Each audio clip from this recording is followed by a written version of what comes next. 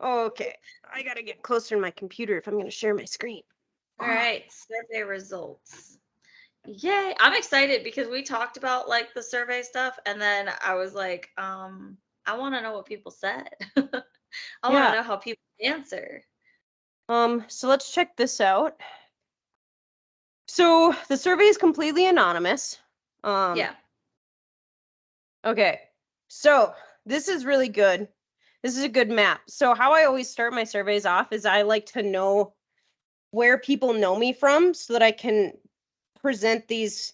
We'll talk about this in the language of sponsorships, but these are called opportunities or events. Like I Mhm. have an event that I do. Oh, look, somebody just filled out the survey. That was awesome.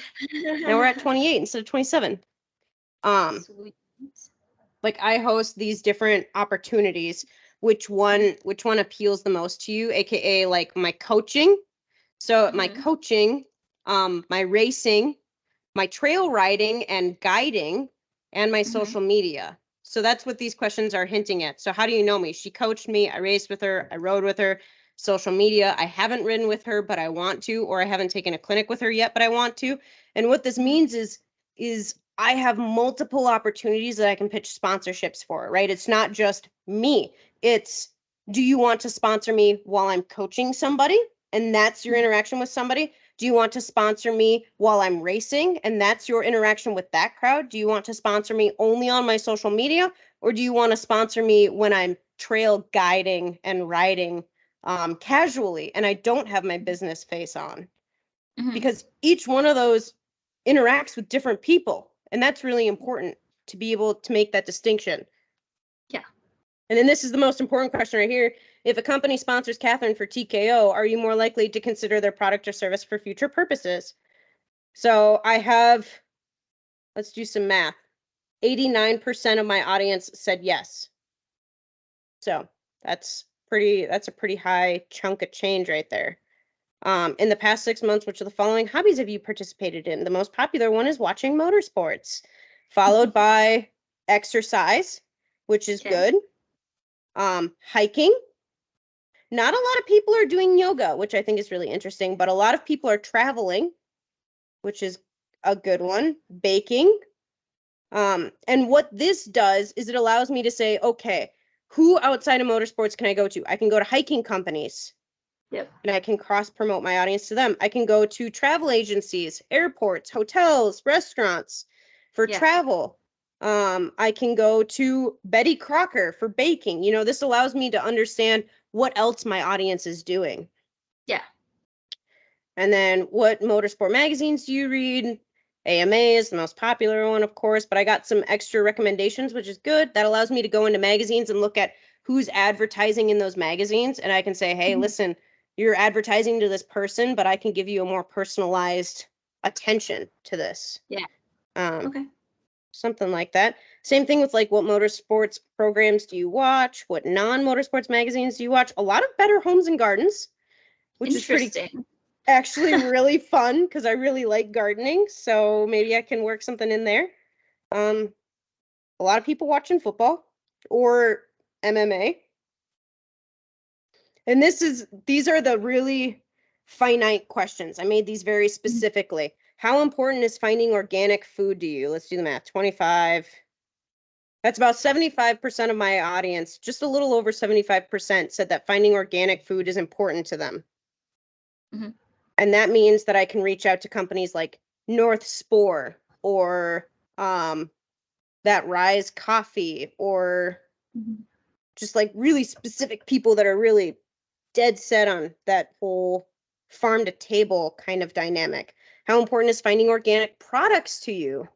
I Yeah. had 66% of my audience says it's important to them. That's like I could go to like Dr. Squatch or Dr. Squatch is great because the branding is really on point. Organic soaps, face care, all Yeah. that jazz. This is Yeah. a cool one right here. How important is training specifically for your motorsport to you? That's over 90% of my audience says that training specifically for their motorsport is important to them, which means I can Yeah. go to specific trainers, specific Mhm. meal planners, and I can say, look, my audience, like, needs this right now. It's important to them. How important is skincare? I think that's another 75% said that skincare is important to them, which is a shocking amount, actually. I'm surprised by that.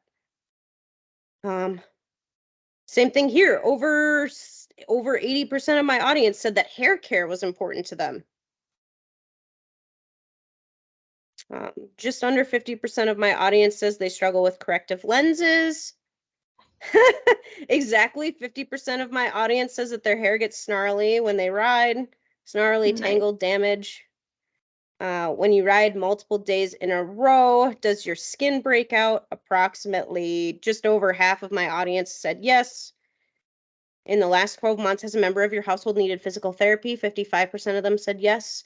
Does somebody need physical therapy in the next 12 months? Over just about 75% of my audience said yes. So I can go to PTs. What do you wish the motorsports community had more of? This is cool. Look at that. Physical trainers. So that's good. Women's classes showcase, women's comfortable gear, easier financing, female presence. This is a good one right here. A lot of people would skip over this and be like, okay, easier financing. What? This means I could go to a bank and I could say, hey, my audience wants easier financing on their bikes. Yeah. What kind of a program can we set up so that you can have better loans or better opportunities, and we can make it easier and more accessible? It might be higher risk for you, but higher reward. Or maybe, like, what if we have my code to do special rates where it's 0% for the first 6 months or something like that? So I can go in and I can say, okay, my audience wants easier financing. Let me take this to a bank. And I'm not going to say, hey, I have an idea. Let's do this. Instead, I'm going to walk into a bank and I'm going to say, hey, my audience wants this. Would you be okay with talking about how maybe we can make this happen? Yeah. Like, that's actually a really, really cool one right there. That's a great response. Yeah. I like it. They want female presence, more affordable and closer places to ride. Community gatherings, women, so it's not just a sport made mostly of men. So like this could be, I could take this community gatherings thing and I could go to bulk sponsors and I could say, hey, my audience wants more community gatherings. Let's make an event like what Dirtastic's doing with the main event, or like what Caitlin Kirk is doing with her like big ride events, or Over and Out. They want this kind of stuff. So let's, how can we make it happen collectively? So they want community gatherings. Maybe it's morning yoga before a ride. Maybe it's all sorts of different things. More clinics in Alaska. I would reach out to companies in Alaska and I would say, hey, somebody wants us to come out there. What can we do? Reach out to like a tour guide company. I bet you there's one in Alaska. There has to be. There's gotta be multiple, I would assume. Hank, just lay down. Please stop moving the computer around. He's giving me that look like, come on. Physical trainers. They want more physical trainers in the sport. That's a neat one. Yeah. So maybe there's got to be like a motorsport specific physical trainer. There has to be. Places to ride, publicity, and market share. This comes back to that banks. So now I could go to literally any company and I could say, did you ever hear about the deal that happened with Lionel Messi? When? I think it was last year, probably in August or September. So first of all, okay, let me backtrack. Do you know who Lionel Messi is? Yes. Who is he, for our audience that doesn't know? He's a soccer player. He's like the soccer player. He's football. Yeah, he's like the Graham Jarvis of international soccer / football. Yeah. He's this huge, like, super legend. And what happened was, and this is kind of why I referenced, you were saying some stuff about one of the international racers was looking at running the US Hard Enduro Series this year. And I thought, wow, that's really interesting. I wonder if he's trying a Lionel Messi ploy, where what he did was he was an Olympic player. He did just this huge World Cup series. he had all sorts of millions and millions and millions of dollar contracts put in front of him, and he turned them all down to sign on to a Florida State team. Yeah. Every single multi-million, like tens to hundreds of $1 million contracts, he turned them all down and signed on to Florida. But what actually happened, and Florida couldn't afford to pay him, but they really wanted it. I forget what the publicity stunt was that they really wanted. So what Florida did was they went to Nike and they went to, I almost want to say it was Rolex. Don't take my word for it, but they went to like a high fashion jeweler company. And what the deal panned out being was that Messi got to collaborate and make a clothing line with Nike. And then with that jeweler, that the super high end like luxury consumer product that he signed on with, he got market share off of them. So what happened was with that blend, the clothing line that he collaborated with Nike, he gets 50% of every single product that sells on his line, and that line is matched with the company he got market share off of. So every time he sells something from Nike, not only does he get 50% of the proceed of the profit off of that thing, but that profit goes into the market share that he gets to pull from as well. So that deal went both ways, and it was really cool to see because it really hammers home that whole don't be successful, be valuable, Yeah. and like investing in yourself. So Messi turned down a ton of money in contracts from international stuff because he was investing himself in a valuable ideal that was limitless in its monetary potential, right? Yeah. Instead of being locked into I'm only going to get 10 million this year, now it's limitless. The contract was like $30,000 from Florida State, but between the market share and the commissions that he got from the collaboration, it's literally limitless That's amazing. Yeah. how much money he could make. Yeah. I mean, I guess we'll see what happens with the other thing that you said, but Yeah. that's awesome. So it's a matter of like applying value. It goes both ways. Like Messi used his value to help to bring in other companies to provide himself with limitless money potential. Yeah. But that also means that those companies provided him value too instead of money. So it goes both ways, and I think that that's important to understand. Yeah. But that just means that maybe we could have conversations and open up. Maybe there's a potential to be able to open up market share for the public. I don't know. That'd be cool. Yeah. People want more women's events. People want more opportunity for underprivileged kids. So this is a good one too. This is what's called an activation. And I already kind of do something like this. And I was going to ask you if it counts as sponsorship towards TKO or not, where right now, so I just started this last week. It's called Gift a Spot for the Tennessee clinics, where if you're not in the area of the Tennessee clinics, or you can't attend them, whatever the reason is, you can purchase a slot at a discount. It's like a $90 discount, which is almost 60% or 30%. So for $200, you can purchase a spot, and then we give it away to somebody who needs it. And that right there is community effort. Yeah. And like giving back to the community, but using yourself and your resources to provide an opportunity, to provide value for the community. Yeah. So there's all sorts of different ways to be able to do this. I think People that's want awesome. sustainable motorsports specific products. That's cool. Now I just got to do some research on that. Responsible riders and drivers who don't litter, stay on the trail, and follow posted rules and guidelines. So here's the thing about this. Like when I first read this, I was like, wow, somebody's a little bitter. Like I get it. I'm with you. I friggin' hate when I go out there on the trail and there's beer cans everywhere. And I hate that GNCC has to put in rules that say no tear-offs, no gel packs, no water bottles. Like there's so many things you can't do. Why can't I reach out to somebody and say, hey, this is a problem that we're experiencing. What's a good way that we could collaborate? Yeah. Come up with a solution for this, and then we can split the proceeds, just like what we just talked about with Messi. Start a collaboration project. What's a really good way to like have a trash can on the bars, or maybe a reusable like gel dispenser for yourself instead of like tearing the top and putting it in your mouth and then just throwing it on the trail side. What if it's reusable? Or what if it's biodegradable? What if Yep. like there's so many different ways that you could take. I could go, I could go to Hammer Nutrition. I could say, hey, I used to work in packaging. I would love to make a biodegradable gel pack. Yeah. For motorsport. Like, have we considered that? Why don't we do it? Is it pricing? Like, what's the deal? Yeah. Yeah. You know, That's awesome.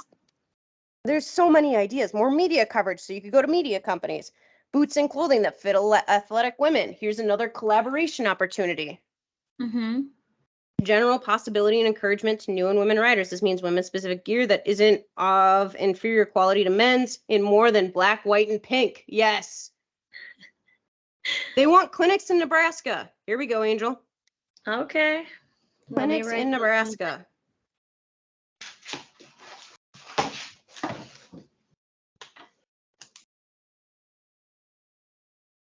Less ruts and tracks. That's awesome. Cool. More riding places in Missouri. I feel that. They want more women, female coaches, racers, friends. Look, here's another one. Women that train and are visible to other riders. We need women role models. Less ruts and tracks. Like workout programs for dirt bike riders, women's off-road gear. Like, these are all really good things. So now I have a whole list. Yeah. A whole list of things and people to reach out to. And I go, who could I go to? Who could help me solve this for people? That's awesome. Oh, this is that value. This is that, and then it's that, like you said, the market share. This is so much stuff. My brain is kind of gonna overload. yeah. Here's a good one that I like. What brands do you think would make good sponsors for Catherine and the TKO challenge? This is literally, you're just asking for a list. And this is a good one. Everyone's soap, defense antimicrobial soaps, the standard. But here's one that I really like, first aid products. I like that. A carrot or mushroom farm. Yeah, I would have never thought of first aid products. That'd be great, yeah. Here's a good one. Something hydration or energy related. Untapped maple. I've never heard of untapped maple before. But you know what? Now I can literally send them an email with a screenshot of this and I can say, hey, you came up in our sponsor survey. Yeah. I think it would be really cool if we could just have a conversation. What do you think? Like, and then this is all of the demographics. I don't really care about the rest of this stuff. Wait, can we go to the demographics? Just because I'm curious how many women versus men filled this out. Yeah. Okay. What's our gender? 58.6% are women. That's insane. Awesome. For a motorsports statistic, the standard female-based audience in motorsports is 19%. Yeah. No. That's crazy. So this means that I have a huge leg up in women-owned businesses and women-focused businesses. Yep. That's what that means. Where do they live? A majority of my audience lives in Minnesota. A huge majority. Wow, 80% of my audience owns their own home. That's good to know.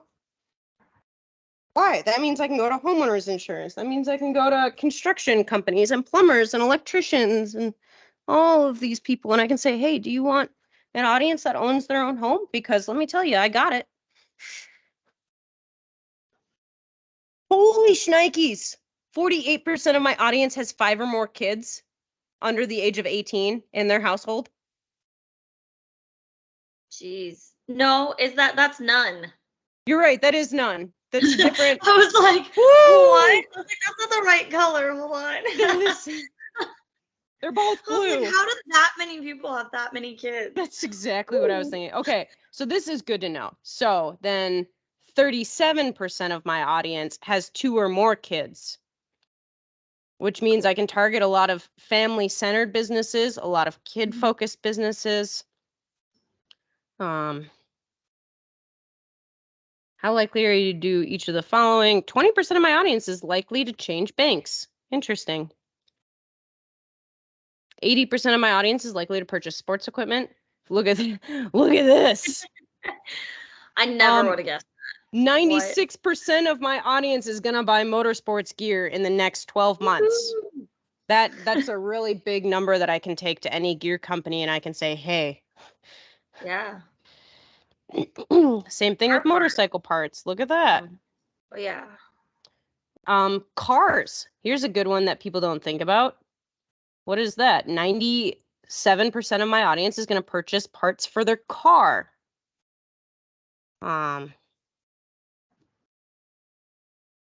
No, very likely. Okay, 17% of my audience might purchase a street motorcycle. And this is really good. Look at that. 80% of my audience is going to purchase a dirt bike in the next 12 months. They plan on purchasing a dirt bike. That's huge. That's a lot. That is a lot. That's a lot of dirt bikes this year.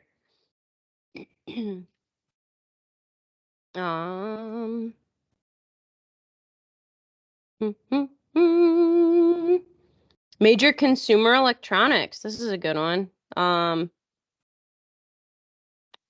That's just about 50% of my audience plans on purchasing a major consumer electronic, like a computer, a stereo, a gaming system, a TV. 96% of my audience is going to travel out of state this year. So what does that mean? That means rental car companies. That means hotels and restaurants and all that jazz. But the big one that a lot of people miss is rental cars. Car rentals, rental cars. What kind of crack am I on? A lot of people plan on traveling out of the country this year. That's just about 50% plans on traveling out of the country. Here we go. Rent a vehicle. 50% says they're going to rent a vehicle this year. 25% of my audience says they're going to apply for a mortgage this year. Last year, it was about 50% said they were going to apply for a mortgage. So I know that this year, a brokerage or a real estate company is not necessarily on my to-do list versus last year it was. Yeah. Switch internet providers, exactly 50%. Who's your current financial institution? U.S. Bank had the highest. So that's cool. Which of the following automobile brands do you currently own? Ford is the high. Oh, no, it's not. Toyota's the highest. Verizon is the current phone provider. And Progressive is the majority of insurance. So that's pretty cool. But what I want to illustrate about why these surveys are important, kind of how we talked about how do we come up with audience avatars. These surveys are completely anonymous, but Angel and I were looking through these results. This is kind of what she was talking about.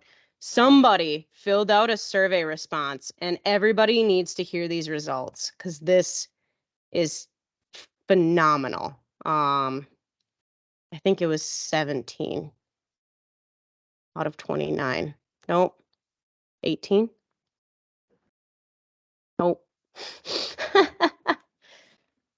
You only have so many more to go. I know.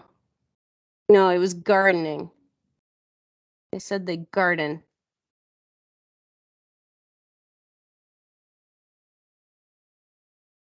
Oh, I'm going to have to edit this. No.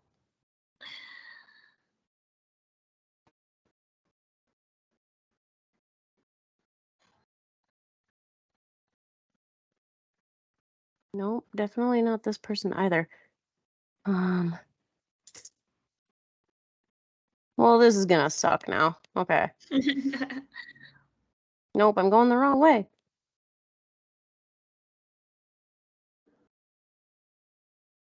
Was it this person? I think so. No, it wasn't.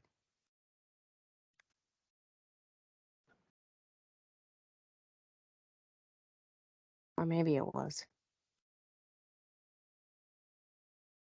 Nope. Because it was a male.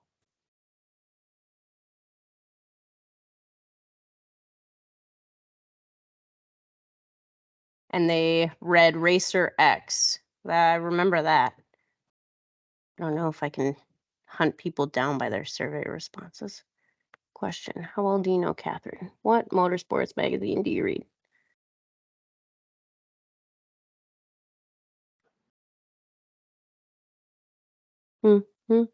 Racer X. I want to see who this is. Response 9.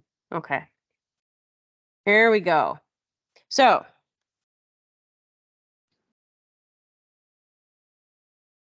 let me just double, triple, quadruple check that this is the right one. Yes, it is. Okay. So, here's the thing about audience avatars, right? I have an audience avatar. Angel is my audience avatar because she's the one that I think of every time that I want to help somebody. I think I want to have more angels around in my life. And a lot of people get scared because, by doing that, they feel like they're excluding everybody else. That's really epic and awesome in their life. But I want you guys to listen to these survey results, and we're going to talk about it after I'm done reading this. Okay. So this person said, to their answers, how do you know Catherine? And they said, I haven't ridden with her yet, but I would like to ride with her at some point. And if a company sponsors Catherine for TKO, are they more likely to consider them? Yes. In the past 6 months, which of the following hobbies have you participated in? They've been hiking, yoga, gardening, travel, watching sports, watching motorsports, attending theater, which means plays, musicals, etc. They go to the movies, they bake, they exercise, and they meal prep. And then what magazines do they read? American Motorcyclist, local district newsletters, and they read Racer X, which means that they read road racing magazines. What motorsports program do they watch? They watch Supercross and Motocross. What non-motorsports magazines do they read? They read Better Homes and Gardens, Cooks Illustrated, The Atlantic, and This Old House. They watch football, tennis, and dirt bikes on TV. They find organic food is very important, as well as organic products. It's important to them that they train specifically for their motorsport. It's very important to them that they have skin and facial care. It's very important that they have hair care. They don't struggle with corrective lenses. They don't find that their hair gets snarly when they ride, and they don't break out when they go ride multiple days in a row. But they've needed physical therapy in the last 12 months. And they wish that the motorsports community had more community gatherings with women, so that it's not mostly just made up of men. But they're a photographer and they're also a male. Now, I don't know about you, but before I learned those last two things, Angel, we were talking about this. I wanted to meet this person. Like, I genuinely want to hang out with this person. I want to see what these people are like. And then I learned that it was a male photographer. And Angel was on the phone with me where I was like, I sat here for an hour trying to think of who I know and like whether it's online or in person, like who is this person? Like I need to know who they are because I need to know them. Like I just reading through these, I was like, who is this? Yeah, they sound really fun to hang out with. Like we were talking about Phantom of the Opera too, and then this came up and it was just funny. We're like, Yeah. oh my God. But so what this allows you to do now is now you can make up a story that fits all of these answers that this person fits, right? As I'm reading through this, the second I learned that it was a dude, like the reason why I got so excited about this was what I imagined was this guy, and he's got the barber mustache. He's got the curly Q mustache with a little top hat, and he's like really fashionably dressed, right? He's got the really cool patterned vest with his white button-up shirt, and he's got like a fun blazer that he always puts over it. Like that's the kind of person that I imagine. And now I can write a story about this person. They're in their fucking kitchen covered in flour with their Fat Punk Studios like apron on. Yeah, like so you can just sit here and you can write a whole story about this person, and now you have this person that represents a segment of your audience that still matches the segment of your audience that Angel fits. Like Angel and this person that I imagine that this person is based off of their results would get along really well. And I think I would get along with this person really well. Like this is another type of person that I would want to be around. Exactly. You were going to say something, Angel. He Go needs a ahead. name now. You need to give him a name. It needs to be a cool name too. Francisco. I'll allow it. Francisco. That's a fun name to say. Francisco. It's from Elf. With Will Ferrell. Why don't I remember that part? Oh my gosh. He just meets somebody in the office and they introduce themselves as Francisco, and he just sits there in the office going, Francisco. Francisco. That's a fun name to say. I don't remember that part. I didn't watch Elf this year. I was bad. I was really bad. Come on. I was busy introducing somebody to Star Wars, so that's fair, I guess. It went to the wayside. But I did also make her watch Home Alone, which she's never seen, and Die Hard. So she got to watch the real Christmas movies. Okay. Die Hard is a Christmas movie. It's a thing. Anyways. Now I want to watch Elf. Such a great movie. I don't care what anybody says. That's an awesome movie. But like this goes back to Angel and I were having a conversation. We were trying to figure out how we're going to travel across the country with 2 cars, but 3 people. And Angel and I were talking about how sometimes Nick is just going to have to drive the truck by himself because Angel and I will be in her car singing along to Disney show tunes and like karaokeing, which is just car karaoke. So like genuine theater musical productions, you know, and this person still fits that. Like they're the funky ADHD, like wacky, hilarious personality that you just want to be around. But they're a whole different person with whole different interests than Angel and I, which is really cool. So you get to create this like map of a person and present it to sponsors. It's just like you were saying though, that like you create this audience avatar and like it's this one person, but it like essentially you're attracting people who are the same, like obviously different, but still like in the same realm. So this is just like a perfect example of that. Yeah, and it's really polarizing. Like you need to be polarizing when you develop your audience avatar. You actually need to kind of make a stand about the type of person you want to be around. You need to stop thinking so much about everyone. Like, I need to please everyone. I need to make everyone happy. Like, I need to be epic. It's like, no, the second you start polarizing yourself, that's when you start finding people that you actually want to be around, because then you don't hear about the stuff you don't want to hear about anymore, first of all. And second of all, it allows you to work with people who understand you for you, and you get to stop pretending about who you are. No more dressing up, like feeling weird and awkward having to put on dress pants when you exist in, right now I'm wearing Columbia pants at work and I love it. And like if I walked into my interview dressed to the nines, then the next day at the job, if I got the job at the interview, they would expect me to be dressed to the nines. And it's like, I don't like being dressed to the nines. I like having one day out of the year that's like an award ceremony or a banquet or a play, something where I get to be a princess, and that's all I want. I only want one day to be a princess a year, and that's it. Otherwise, I want to wear my tennis shoes, I want to wear Columbia pants, and I want to wear a sweatshirt when I record my podcasts. Yeah. Like if I can't do that, then I'm going to be unhappy. And I'm not going to like working with the people I'm working with. And that goes to the type of life that you want to build. If you're going to have sponsors backing your business dreams, it needs to be your business dream that sponsors support. It cannot be their dream that they're using you for. Yeah. Because you're just never, it's the same thing in that point as going to work for that corporate job. Yeah. It would still be in the realm of dirt biking, but then it's still going to be you not being happy because you're not fulfilling yourself. You're fulfilling somebody else. And that's not what we want to do. And I think don't do it. Yeah. And once you stop pretending and start being yourself, then you find sponsors that just love you. You're going to find sponsors that absolutely hate you. You will.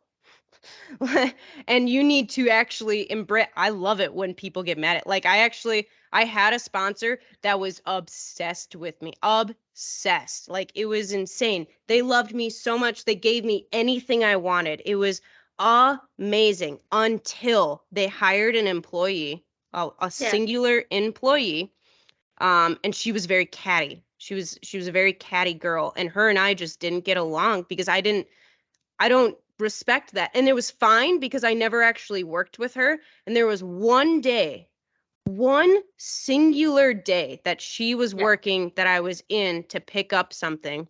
And she worked in snowmobiles, and I was trying to get to somebody for dirt bikes, and the place was Yeah. really busy. So I thought to myself, I'll just stand out of line and I will Yeah. wait until the line goes down, and then I'll just talk to whoever. Like I there was a certain rep that I talked to every single time I go in, and I was like, this is the person that I want to talk to. And Yeah. she got very offended that I didn't want to talk to her because she was the first person that came up. And I did talk to her. You know, Yeah. I really tried, and she gave me my order, but my order was wrong. Like I was missing stuff. And right away when I was like, I would really love it if we could go through the order, because it was like $3,000 worth of stuff that I ordered, and I was missing at Jeez. least half of it. Yep. So I was like, I get that you're busy right now. Yeah. Um, but I'm definitely missing the cowls and my rear fender, and I would love to just get a hardware kit. And she's like, it's all in the box. I'm like, no, it's not though. And like I sat there and I pulled everything out of the box because I had Yeah. already done it. And that was like me making a scene, I guess, was me pulling everything out of the box to like go through the checklist. And then Yeah. I actually felt bad. I felt bad that I had to go through the checklist with her, Mhm. and the rep that I usually talk to came over and was like, "Oh, you're missing this and you don't have your hardware kit. Who put your order together?" Like, psh, and she was standing right, and I was like, "Oh," like it was so cringy when it happened. The whole situation was like, "Ooh, this was weird." Yeah. And I had a contract. So Angel knows this. You guys probably don't know this. This was the first year that I established the clinics, and I was bringing Graham Jarvis to Minnesota. And the contract that I had just I presented my contract to the sponsor that loved me, and I said, "Hey, it's going to take $5,000 to make this happen." And they were like, "Done, sold." Graham Jarvis was going to come to the dealer. He was going to do Graham Jarvis stuff. He was going to do signage and autographs and all of this stuff for this dealer because I brought him to them. And they were Yeah. so over the moon, and they already loved the community involvement that I was doing for them. And this one incident where my rear fender was missing and she kept trying to sell me individual bolts instead of a generic bolt kit, um, Mhm. she told them that she didn't like me, and they terminated the contract with Graham Jarvis That's crazy to me. because I of that remember, association. yeah, I remember when this happened because you told me, and like I was not part of the clinics at all at the time. I was actually going to be taking that clinic, and I was just like, "What? Like who does that?" And It it was and it wasn't crazy. just the Graham Jarvis clinic either. I was supposed to be hosting. There was an event that they were hosting that I was supposed to be a public speaker for. They were actually paying me to almost be their like national influencer to start signing other dealers to them. Like there were multiple dealer contracts that were happening. I was negotiating them with Shareco. There was so much happening behind the scenes that relied on me being there. And this lady didn't like me, and they terminated it all. And why did they terminate it all? It was because we didn't actually get along. They just Yeah. liked the benefits that I had. Yeah. And the moral of this story is if they actually liked who I was as a Mhm. person, that would have never been an issue. And if Mhm. they actually stood by the type of people that represent their company, that should have been a conversation and not a firing, Yeah. basically. Yeah. Um, so it's just a matter of like it's really important that you are yourself with sponsors, because if you're not, then tiny squabbles can blow up into such massive problems. Just Yeah. tiny little squabbles. Yep. Because they don't actually know who you like. If you show them who you are, then they can understand if there's brashness. Because I'm very upfront. Like people know Yeah. that I'm just upfront. People like that Yeah. I'm upfront. If they don't like that I'm upfront, things like that happen. Yep. And it would be unfair to me to work with a sponsor where there's somebody there that I like actively try and avoid. That's not cool. Yeah. Like, I don't want to work with it was literally, it was a matter of like, I was almost happy that they fired me because I didn't want to work with her. I sure did. Yeah. If that's what it came down to, there's like no way do I want to work with that. Yeah. Yeah. Um, and it really is just a matter of like, be yourself. Don't pretend to be somebody else. Don't try and dress up for a sponsor. Don't try and put on a suit and tie because it looks successful. Yeah. Provide your value and they'll determine if it's valuable for them. Make it Yeah. valuable for them. Find out Yeah. what's valuable to them. Yeah. And we do that through asking questions. And all of those questions that I ask sponsors are in that $7 course that I have. That's my shameless plug. Shameless plug. And that'll be linked in the description of every episode, just like it has been for now and eternity until it changes, I guess. Until I write my book, which I am writing a book now. So that'll be cool. To provide more value.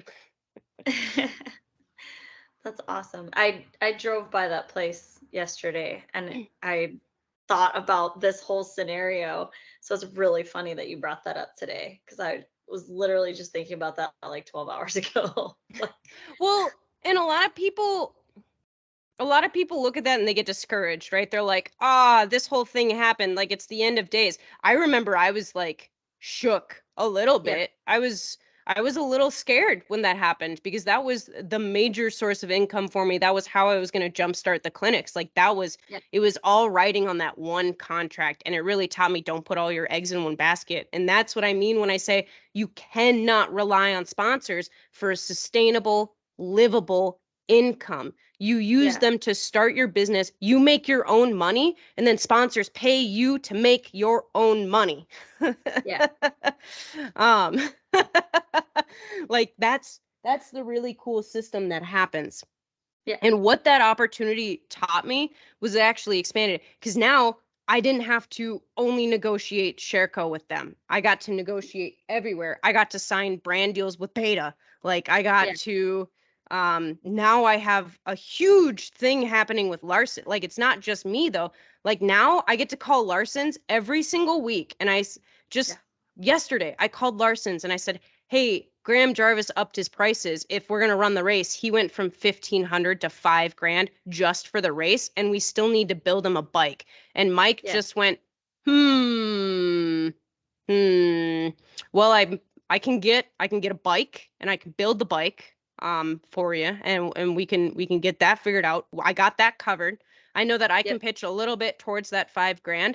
Let me call the club, the Norseman Club, let me call the Forest Riders, let me call this other person, and I'm going to talk to them and we're going to make it happen because it needs to happen for the club. Like, that's it. I just got to wash my hands of the whole problem. I mean, I still Yeah. got to moderate it and I still have to like actually plan out Graham's whole time here and get everybody signed up. And it's still my business liability and risk and all of that stuff. Yeah. But now I've built such a strong relationship with everyone in the state that I just Yeah. get to call one person and that person calls everybody else and they all know and they all make it happen. Yeah. And it doesn't just happen overnight. Like it happens because other things don't work out. If I had just panicked and shut down and been like, that was my one and only chance because it was a dealer and I had all of this huge stuff, then it would have never happened. But now I get to work with Larson's. Larson's doesn't stock beta. Larson's doesn't work on betas. Larson's refuses to work on my bike, but they still have my back 24/7. Yep. It's And that's awesome. ridiculous. That's Yeah. insane. I can't express enough gratitude to the fact that they get zero business from me, even though I generate business for them. Yeah. And they still are like, we'll get this taken. Like, we'll make it happen. It will happen. That's all Yeah. I got to do is I just got to call them and I got to be like, guys, I don't know what I'm going to do for this. I called them and I started off with, I just need your ideas on this. I'm not asking you for $5,000. I just want your thoughts if this is worth it. You know, it's almost like having a mentor, which is really Yeah. cool. I just get to Yeah. call him and I can be like, I don't know what to do right now. And he's like, I'll figure it out. It's like, thank you. Thank you, thank you, thank you, thank you, thank you. Yeah. That's And cool. yeah. And it all just comes from being yourself. Yeah. You And just not gotta be having yourself. that other company, like you would have been so stuck in not being able to be you, and it maybe you would have had the money there, but I don't think you would have been as successful for a lot of reasons, but I And just definitely think being yourself has been great for you. I think that's part of that value. Like you're talking about figuring out your value. You have to have value in yourself and not just show other people like, mm-hmm. hey, I can do this for you, but you have to know what you're worth too. So, like for Absolutely. you, not just like, what am I worth so I can get this money? But like, I think that that's something that's really important for like this whole thing. Like, I think that as people are able to, and I'm kind of doing the same thing. As I'm learning and kind of moving towards, you know, the life that I want, then I gain more confidence because I know my value, and it's like it's cemented in me now, and it's giving me that confidence, and it's I'm going to be doing what I love, and that's awesome, and that gives me more confidence, and it's just like this confidence building snowball that's happening. It's just Yes. super awesome, and I love it.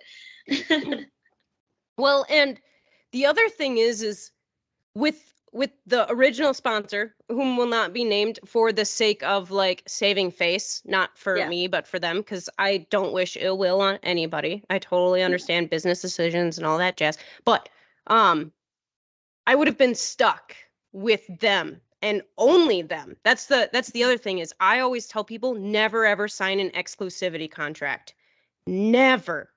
Yeah. Because if somebody actually cares about your success, they will never limit you. Mhm.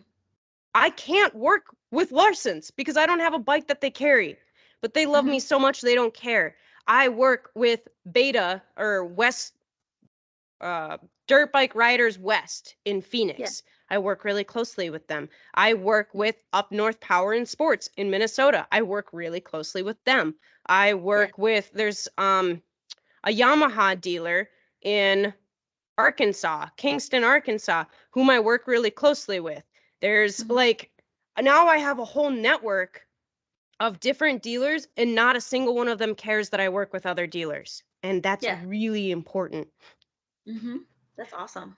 Really important to understand. You should never feel like you're locked into something. Yeah. Never.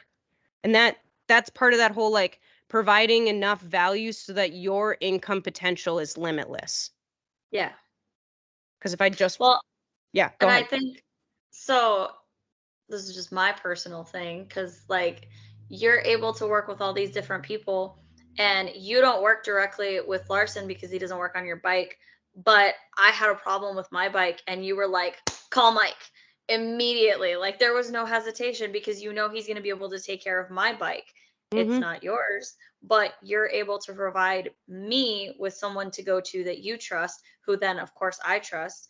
And it's not directly helping you at all, but it's still, you're able to, like you were talking about lessening someone's pain, you lessened my pain so I can get Gary fixed. Yeah. Like, and I think that that's really awesome too. Well, and it's a matter of care. Like Yeah. that's the so this is not meant to be a promotional episode or anything. This is just to illustrate what goes on behind the scenes with these things. You when you provide value, this is exactly a value conversation. I had a KTM. I used to have a 4-stroke KTM.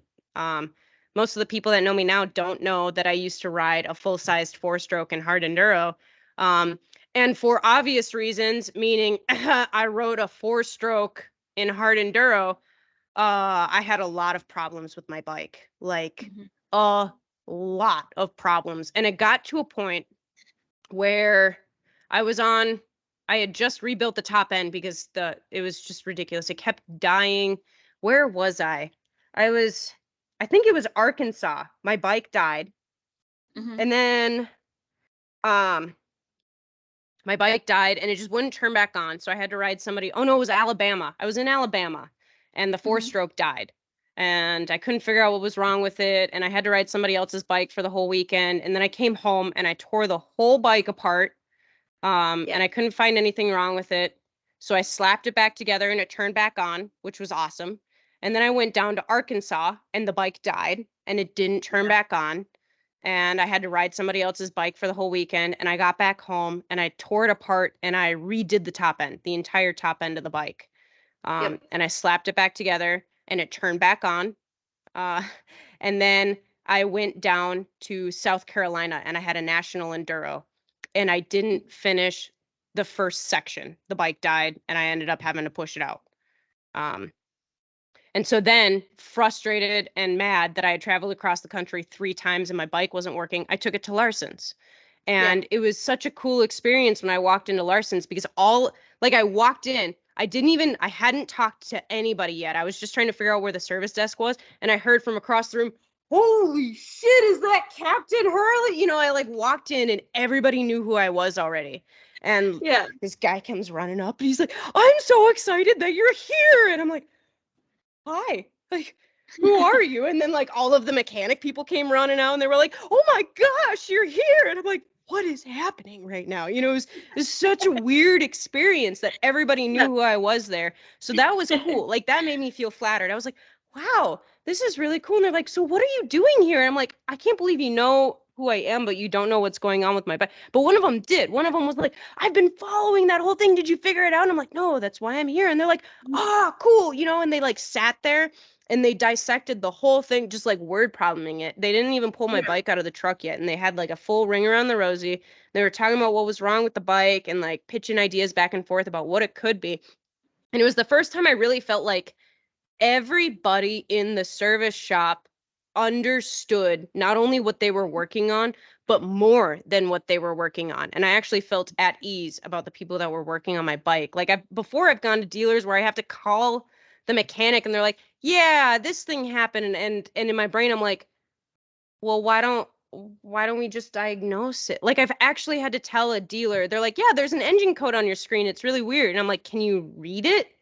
Because I don't have an engine code reader. And they're like, oh, we don't have the software for that. And I'm like, you're a dealer. What do you mean you don't have the software for that? And they're like, oh, we got to download it. I'm like, okay, can you download it so that you can read the mapping on my butt? Like Larson's was so proactive. It was insane.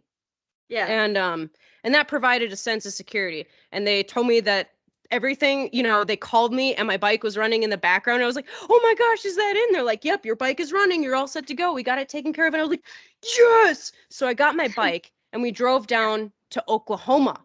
And my bike died in Oklahoma. It didn't make it. And I called them really sad and upset. And they were like, oh my gosh, we're so sorry. Bring it back. And then like right there when I brought it back, they pulled the whole thing apart. Like they set aside everything they were working on to come work on my bike. They hashed it all out. And it turned out I tore the spark plug boot. It was as simple as that. The boot that covers my spark plug was torn. That was it. That was all of my problems. They found a bunch of other stuff that was also wrong with it, but that was the main thing. And then Larson's was kind enough to also buy my bike from me, thank goodness, so I could go forth and get other stuff. But they have always been there, and they have this incredible team. Like they take really good care of the people that work for them. They care about the people they hire. They care about the people that they work on. Everybody that works on bikes is proficient in their bikes. It's not just the certification process, right? Everybody's all like, oh, I'm KTM certified. Like nobody cares. I remember when I was in Arkansas and like the guy that I know, his name is Guy, in Arkansas, he plugged my KTM in, and KTM has this cool thing where when your bikes are plugged in, like they get access to the data every time your bike gets plugged in at a dealer. And KTM called him. KTM straight up, they picked up the phone, they called him, and they're like, what is happening on that bike that you have on your stand right now? And he's like, I don't know. You know, and KTM couldn't figure it out. KTM had no idea what was wrong with my bike.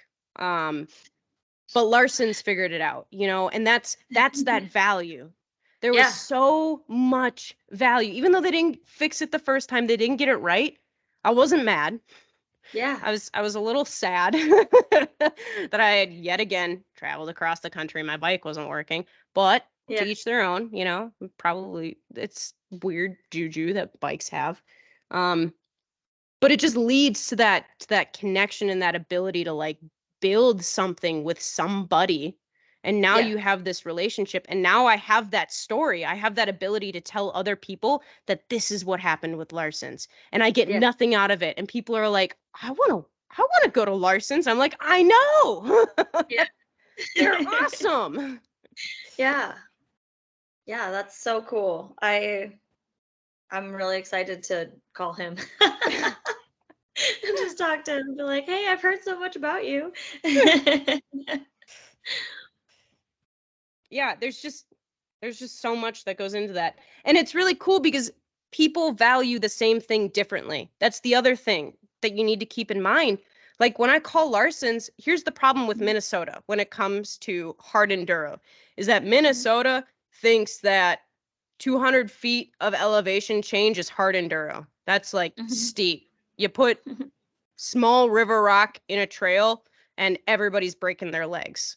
Like Yeah. it's ridiculous. And I used to think that too until I started traveling, like and then you actually see hard enduro and you're like, whoa. I Yeah. want to go home. It's like I'll stop complaining about the rocks.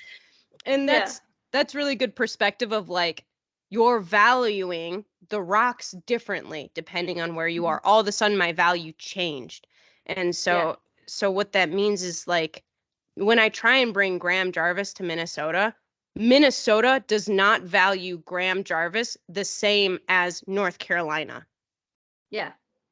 North Carolina is like drooling at the opportunity to bring Graham Jarvis there. And in Minnesota, I have to fight to get Graham Jarvis there. Yeah.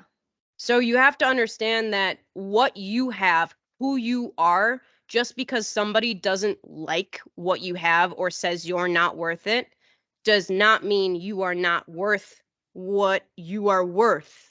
It just means you're talking to the wrong person. Mm-hmm. And I That makes can't sense. say that enough. Oh, it drives me crazy. It's the same for like in employment, it's the same for relationships, it's the same for friends. It doesn't I was matter just if gonna what say you're that. Yeah. doing like Yep. has a negative impact on the people around you, like you feel dragged down, you feel like you got to hide, you are Yeah. not with the right people. You're not valuing the same things, and it's so hard to make positive progression if the people around you don't value you. Yeah. 150% at least. Agree. Okay, I'll step off my soap opera now. Now that we've been at this for 3 hours. Whoops. This is It's fine. definitely going to be a second episode. It's good though. I think it's really, really important for that. I think you illustrated it really well. And I like, you just brought it all back. Like I said, for somebody who doesn't like know this world to be able to have that. And I was about to say the same thing about relating it to like relationships and stuff. Like it's the same thing. So it was really funny that you said that. I could see the wheels turning in your head. I Yeah. was like, Well, because we just had a similar conversation about that. So also true. yeah. Yeah, that's that. Your values in your audience. And I go super far in depth in audience in different podcast episodes. If you need it all mapped out for you, that's what that $7 course does in the description. Because I have to do my shameless plugs. Sorry, everyone. That's what you're here for. This helps you learn more. I'm sorry. Yeah. I don't mean to keep yawning. I drove too much yesterday, so No, I'm not mad. I'm tired too. Um, yeah, that's pretty much all that's all I'm gonna say. It's not all I've got. That's all I'm all gonna you got say. is this moment.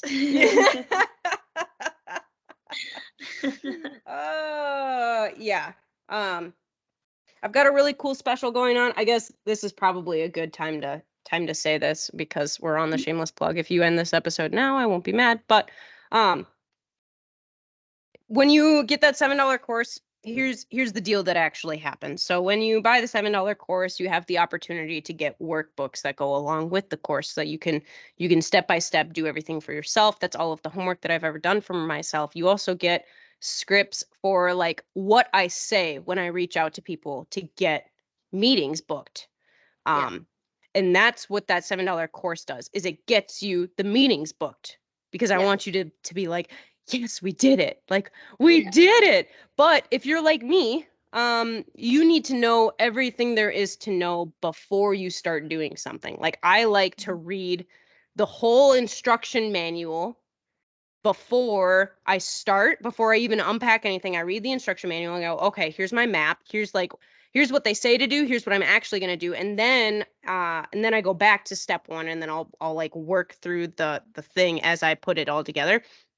If you're like that, when you buy the $7 course, the upsell on the first page is the workbook. I'm being totally transparent about this. The upsell on that first page is the workbook. Then the next upsell that happens is my entire course structure.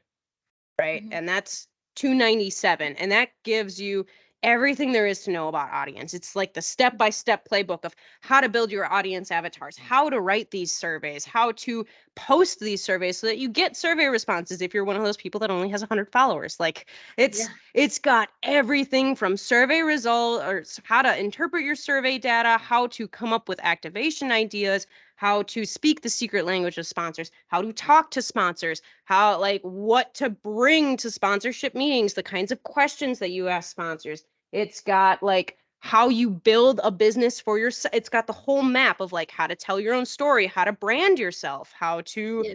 like everything I've ever done for just $297. And that comes with all of the homework, all of the scripts, all of the fill out stuff.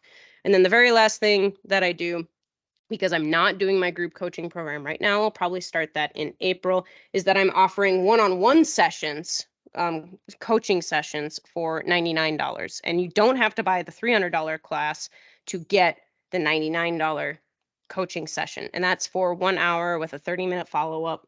But none of that happens if you don't get that $7 class, because I need you to at least know something before you book a meeting with me. Yeah. You cannot book a meeting if you have not taken the $7 course.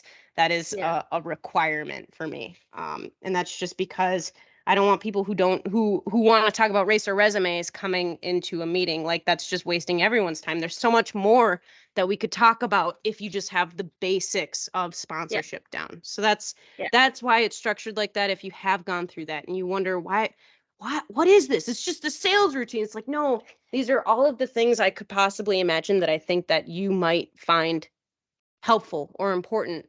Like, I've thought of everything in your journey that you haven't thought of, because I've done it, Yeah. and I've had questions come up and be like, well, what am I supposed to do now? Like, that's Yeah. what I'm really trying to provide you guys. But I make you pay for it because I want you to take it seriously.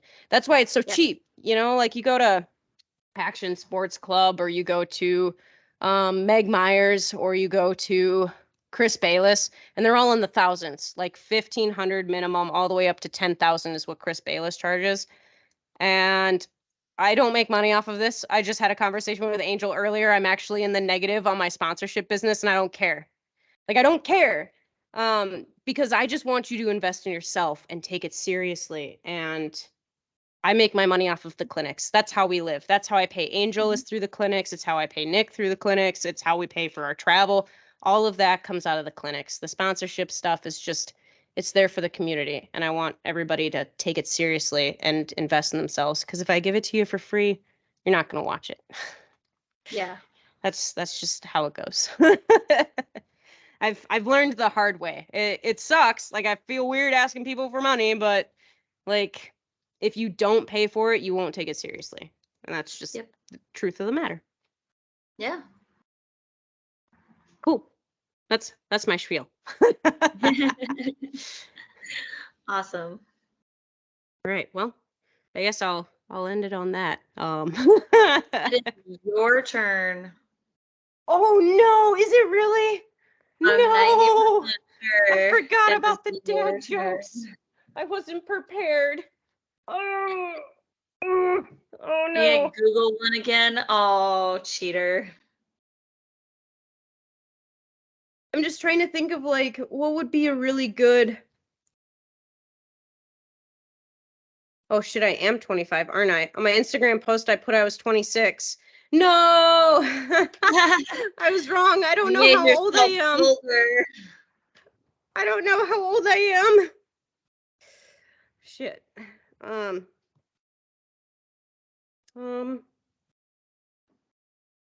I'm trying to think of a really good one for dogs, and I just can't come up with one.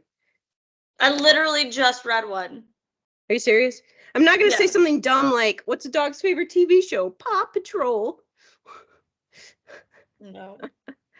Um, I'll give you the assist on this one. It's not an answering one though. It's just words and you're going to roll your eyes. So get ready to just leave this meeting. So, are you ready? I'm ready, but I found one, and you're gonna hate me for it. Okay, you do yours first. I'm so sorry, everyone and their mom and everything. You ready, Angel? Yep. How are a dog and a marine biologist alike? I don't know. One wags a tail and another tags a whale. Oh my god. It doesn't even make sense. Okay. It's because Well, the W and the T got yeah. flip-flopped. Yep. I get it. I It- get it. I was, as I was looking at it, I was like trying to draw the line. I'm like, maybe one tags a tail, or like a whale tail. I just, so bad. I can't believe the internet even approved that one.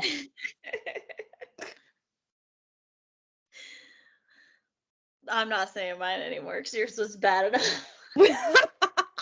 I'll save mine for No, next that's not time. fair. We all have to cringe together. So it's just my dog's a genius. I asked him what's 2 minus 2, and he said nothing.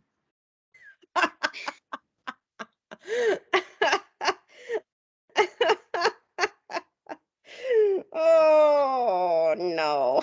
Yeah. You're welcome, world. That one's way better than mine. Oh, all right. Until next time. Sorry this one was so ungorishly long. That's not even a word, but I said it anyway. The dog jokes broke your brain. It sure did. Okay. Bye everyone. See you next time. Whenever the next time is. I don't know when I'm releasing this one, but until next time. Bye. Bye. Cue outro music.